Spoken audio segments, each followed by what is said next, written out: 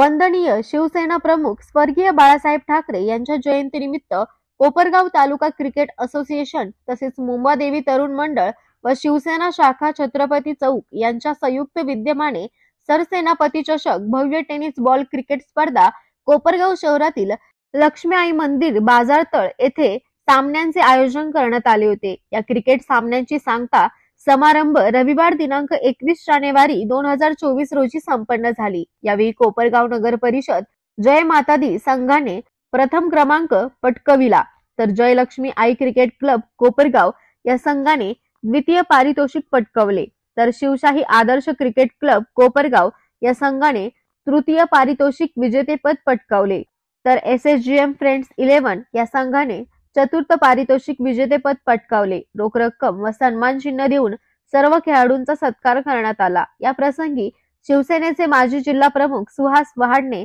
पुणतांबा शिवसेना शहर प्रमुख महेश कुलकर्णी, कोपरगाव तालुका मराठी पत्रकार संघाचे अध्यक्ष युसुफभाई रंगरेज, महात्मा गांधी चॅरिटेबल ट्रस्टचे सचिव धरमशेठ बागरेजा, कोपरगाव शिवसेना महिला आघाडीच्या शहर प्रमुख राखीताई विस्पुते, कावेरीताई कपोते, निकिताताई माळी, संत ज्ञानेश्वर इंग्लिश मीडियम स्कूलचे कार्यकारी विश्वस्त विशाल झावरे, कारसेवक शंकर कडू, शिवनारायण परदेशी, अशोक लकारे, प्रसाद नाईक, सुनील फंड, तालुका क्रिकेट असोसिएशनचे अध्यक्ष मकरंद कोराळकर, भंडारा विधानसभा मतदारसंघाचे संपर्क प्रमुख मनोज कपोते आदी मान्यवरांच्या हस्ते बक्षीस वितरण करण्यात आले। सदर कार्यक्रमाचे प्रास्ताविक संतोष चव्हाण यांनी केले, तर आभार मनोज कपोते यांनी मानले।